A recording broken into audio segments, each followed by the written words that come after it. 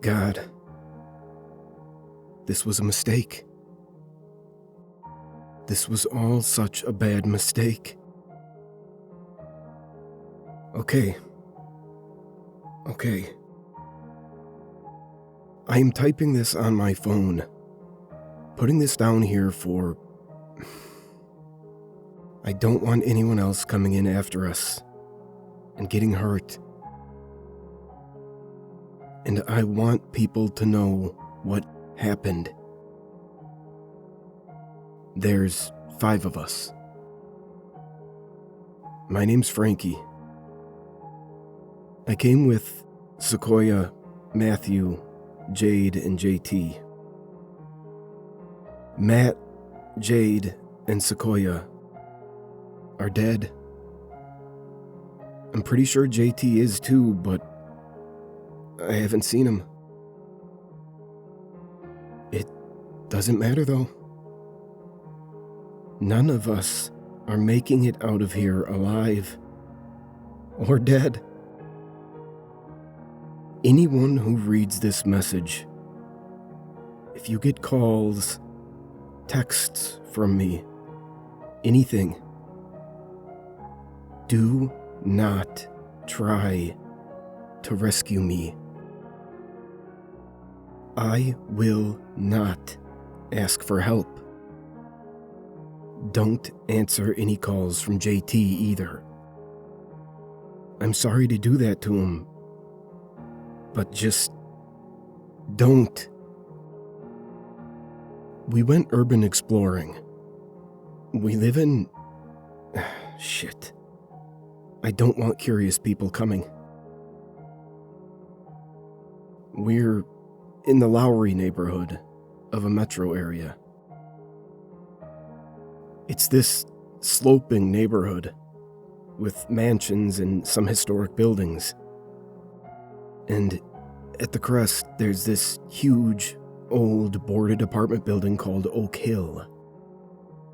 Not just boarded up, it's sealed tight. We didn't know why. I swear, we didn't know. Now, we do.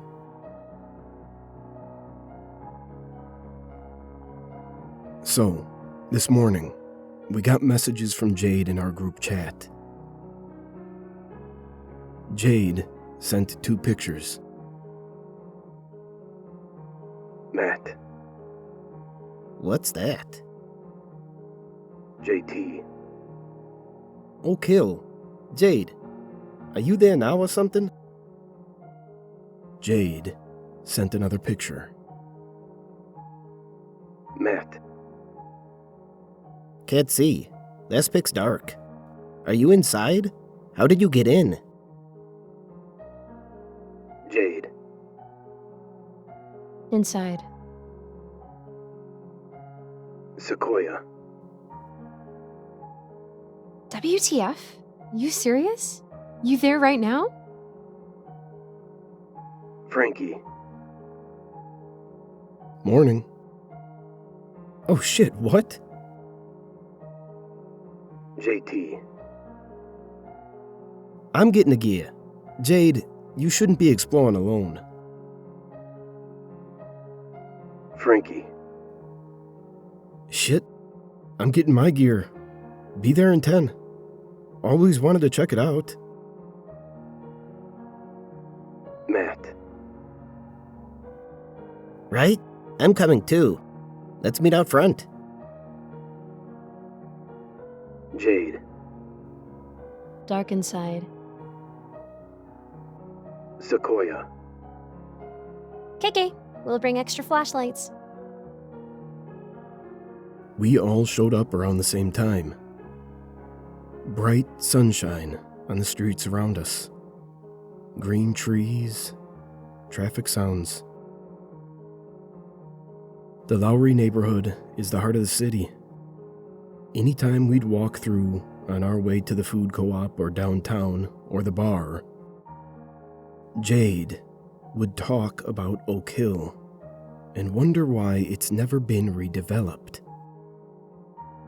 The building itself is brick, with the name Oak Hill carved into the stone arch over the boarded doors.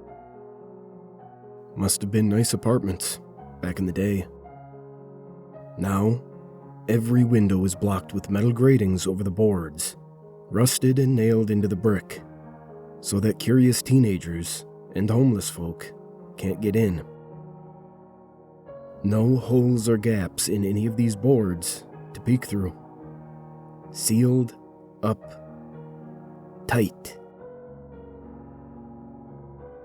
Until today. Guys, I found a way in. Called JT. All of us hurried over. JT crouched in the well of an egress window, his hand resting on the rusty metal grate. Below the window well, a section of the grate had been peeled back. The rusted nails popped out. The board beneath was broken off and missing. Dang, did Jade cut that opening? Exclaimed Sequoia. Must have been. This wasn't here last week. Really stupid of her to go in alone, though. Matt was the boss of us when Jade wasn't around. I guess Matt was always the boss of us. Jade could be pushy, but wasn't a team player, whereas Matt kind of looked out for everyone and tried to get consensus. Jade's kind of a badass, but also really reckless, and often goes off and does stuff on her own, despite claiming to be our fearless leader. After Matt and Jade, I guess the next in charge would be JT, the thoughtful one. Sequoia and me, we were just along for the ride. JT dropped in first, flicking on his headlamp and flashlight. One by one, we followed. The window led into a small apartment unit, with white walls, a narrow closet, and doors leading to the bathroom and living room beneath the cheap popcorn ceiling. The apartment was totally bare, except for this huge and disgusting stain on the carpet. Reddish brown, with splatters that bled out onto the linoleum. We fanned out into the kitchen, closet, bathroom. Hey, I found a rubber ducky. Sequoia, from the bathroom, squeaked a duck. I came over to take a look, but Matt barked at us. Focus. We gotta find Jade. JT? JT was opening the door to the hallway and stuck his head out, flashlight flickering up and down the corridor as I came and peeked over his shoulder. Most abandoned places, you have daylight shining in through windows or doorways. But here, with everything sealed tight, the only light came from the egress window we'd climbed through. The rest of the building was black as a tomb. Creepy. Dangerous if your batteries run out. Shit. My phone is running low. Maybe I shouldn't be writing this. There's no escape. Just going to finish this account since there's no way out. Thought I heard JT, but it was probably just that thing. Shit. Sitting here in this bathtub in the pitch dark is terrifying. I can hear every beat of my heart. I'd almost rather run out there and end it. Don't know how Jade was so fucking ballsy to come here alone. Though, I guess, like us, she just thought it was an abandoned building. If she'd known, if she'd had a chance, I'm sure she would have warned us. Jade was always brave. She'd have sealed herself inside and let that thing take her before she ever let us explore as far as we did. When she didn't answer our phone calls or our yells, we decided to search. What is this? A 3-floor building? 4 with the basement. That's a lot of rooms, said JT. Sequoia dialed Jade's phone again. Well, Matt called out. Jade? Silence. Probably gonna jump scare us or something. I nudged Sequoia. Mm-hmm. She held up her fist, which I bumped. Matt sighed, giving us an exasperated look. All right, let's split up. Wait, Sequoia, buddy system. You and JT. But I was already waltzing out the door with Sequoia. Matt glanced to JT for help. He knew Sequoia and me would just goof off. But JT just shrugged, not wanting to get involved.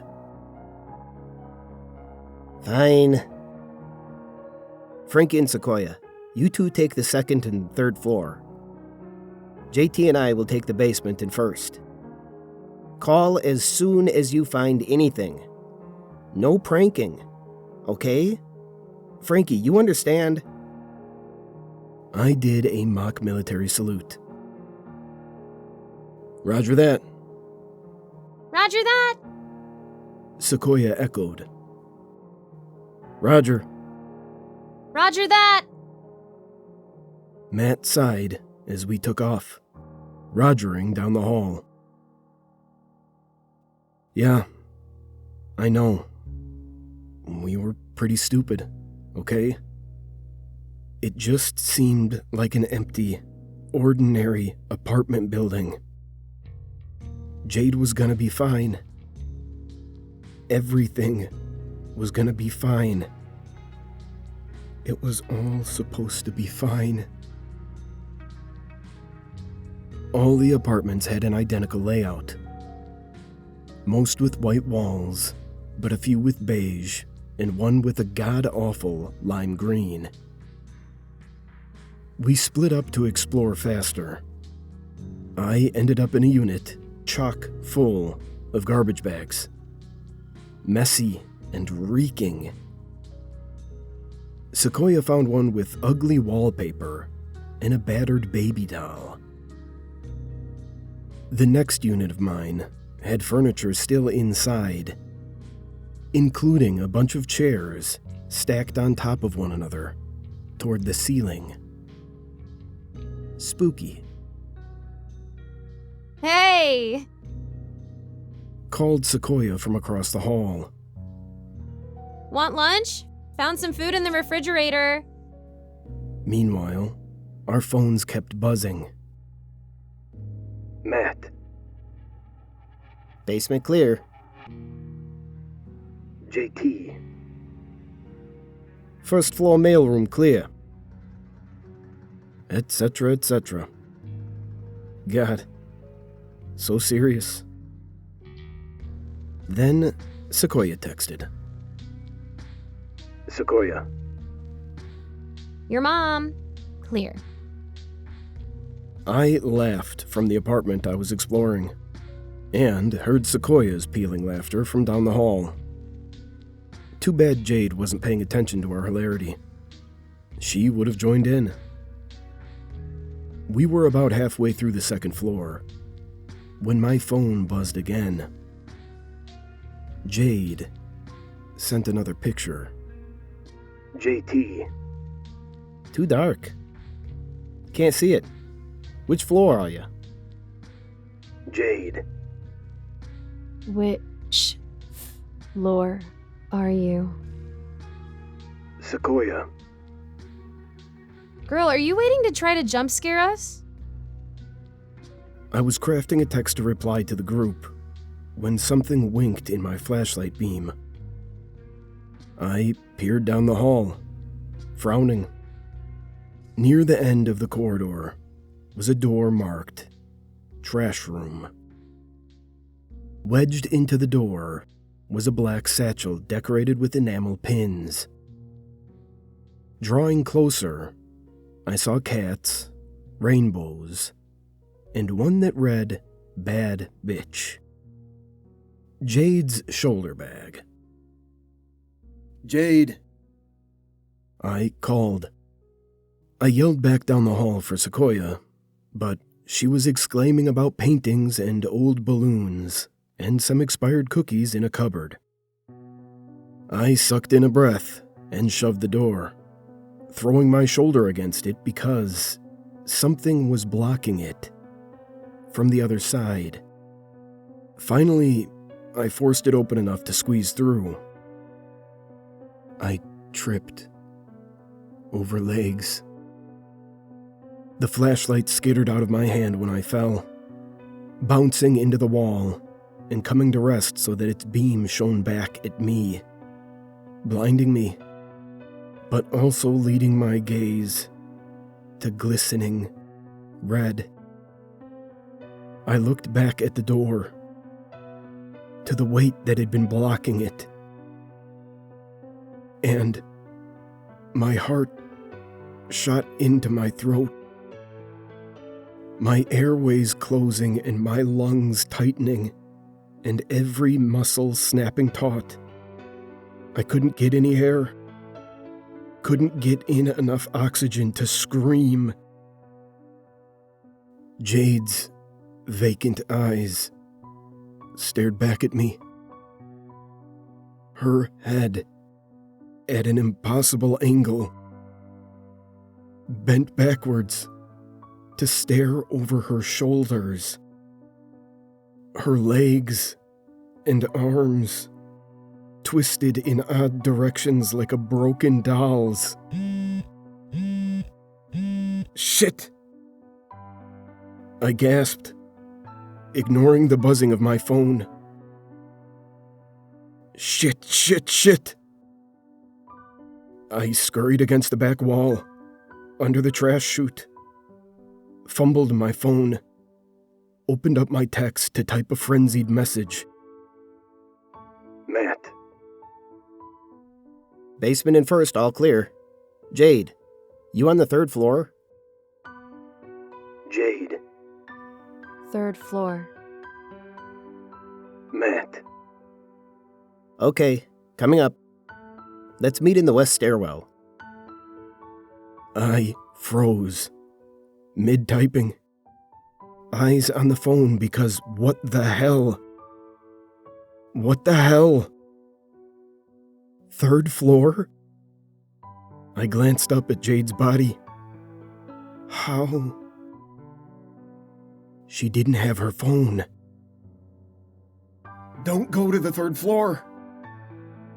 I screamed and quickly tapped on the keys. Frankie. Don't go to the 3rd floor. Jade is dead. 2nd floor trash. Don't go upstairs. I shrieked for them as I ran out of the trash room and into the hallway. At that point, I wasn't thinking about making noise. Wasn't thinking at all. I just screamed, Sequoia! And ran back the way we'd come, toward the apartment she'd been looking at with the paintings. No trace of Sequoia. I ran all the way to the stairwell and dialed Matt. After a few rings, he picked up. Matt! Frankie, what's... Don't go to the 3rd floor. Jade's dead. What? She's dead. In the 2nd floor trash room. I found her body. She's dead. Her neck is broken. Something fucking killed her. I was hysterical. Matt, on the other end, kept saying things like, Whoa. Calm down. and I heard him tell JT, It's Frankie, freaking out, saying Jade is dead. in the background, JT asking if it was a prank, and Matt saying he didn't know, and then asking, Frankie, is Sequoia with... No! Listen, Matt! You can't stay up there. You and JT, you have to leave now. Frankie, just chill. We're coming back down for... The phone went dead. No more words. No screams or shouts or any sound at all. Just suddenly dead. Just silence. Matt. I whimpered. Matt? I tried calling back, but it didn't connect. Tried calling JT, but got no answer there either. When I tried calling Sequoia, her ringtone, a cutesy, bubbly anime song, came drifting out from down the hallway. Not far. The room with the stacked chairs. The phone rang for a while before going to voicemail. So I dialed again. That same bubbly song. Still no response from Sequoia. I inched my way down the hall, my flashlight beam shaking, poked my head into the apartment with the chairs, and swung around the beam. Its light fell across old papers, broken gratings, and a discarded furnace filter. The stack of chairs in the center of the room climbed to the ceiling. There was a hole in the ceiling above the chairs, and from it, a pair of legs dangling. The cutesy anime ringtone kept going, and now I saw a faint light emanating from the jeans pocket. Sequoia? I whispered, inching closer. That dripping. Oh God. Was that? Crimson trickled down the wood of the chairs. The body came down suddenly, slipping through the hole and bringing down the cascade of chairs in a crash. I screamed, fleeing from the noise before I even knew I was running. But I'd seen what was left of her. Just the bottom half came tumbling down through that hole. Oh God, oh God, oh God. I ducked into a closet across the hall, sliding the door shut and turning off my flashlight, trembling. That noise, whatever had done that to her, whatever had gotten Jade and probably Matt and JT, must have heard that crash. Must be on its way. My phone buzzed. I quickly silenced it before checking the screen. Matt was calling. I picked up. Hello? I whispered. Hello? Whispered Matt's voice. I almost sobbed in relief.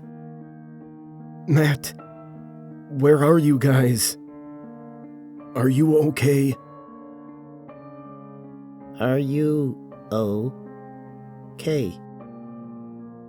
Said Matt. Something about the way he spoke, an echo of my words. chilled me. His vocal inflections matched mine. Almost a mimicry. What happened to you and JT? I whispered. Where are you guys? What happened to you and JT? And then something that turned my veins to ice. The soft rustle of movement in the hallway. A shuffling and a faint, wet, smacking sound. Hello? Hello? I didn't speak. Hello? Hello? Where are you? I hung up, messaged JT. Frankie. JT, what happened? Are you okay? Matt just called me, but I don't think it's Matt. Where the hell are you? Sequoia's dead. JT, are you alive? No response. I waited for 15 minutes before finally pushing open the closet door. Screw this. I whispered. Screw this. I had to get out.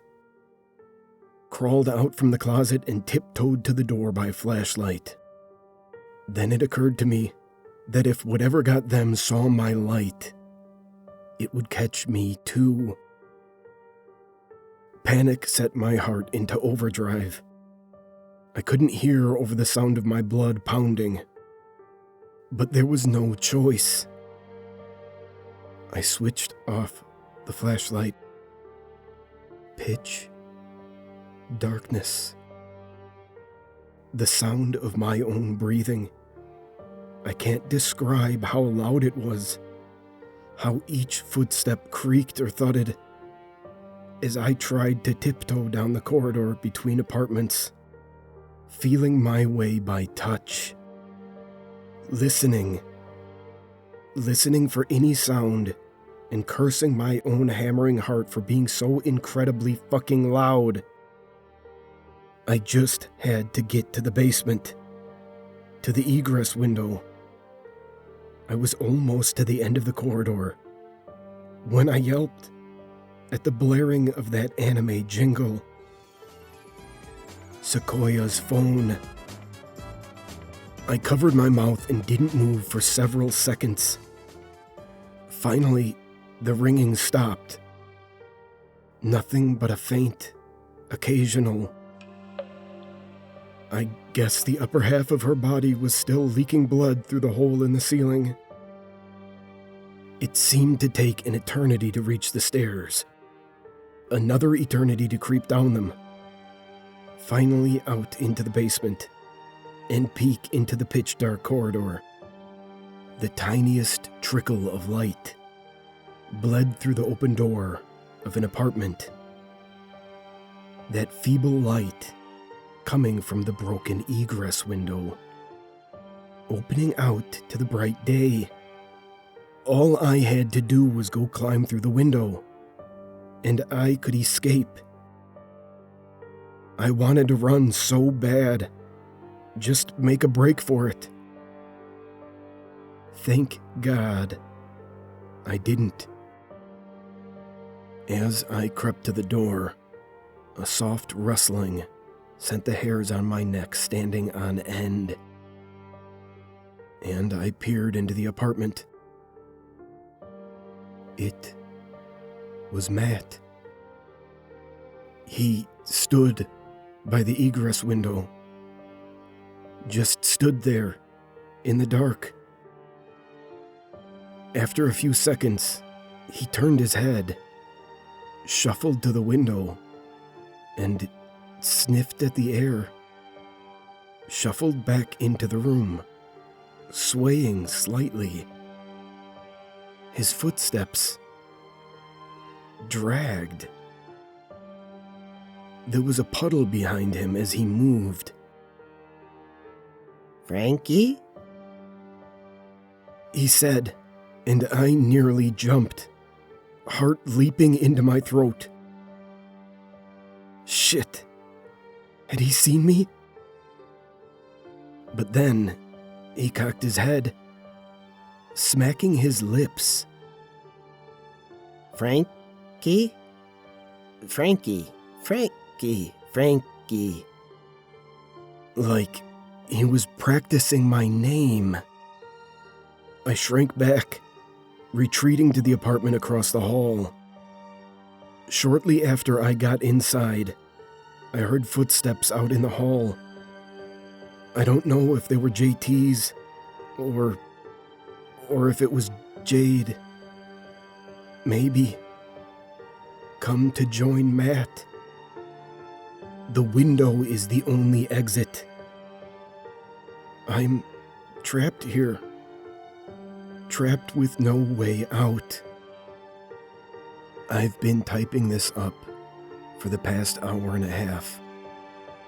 There's nothing else for me to do here than write this account. I can't voice call anybody. I don't dare make any noise. I don't want my family trying to get in, doing something stupid. Recently, I heard sounds outside. I think it was the police boarding up the hole. This complex, the way it was sealed before, someone in authority knew it had to stay sealed. The apartments are in good condition, and the city is low on housing. Pretty sure the reason the building isn't in use is because, well, because of what else took up residence in here.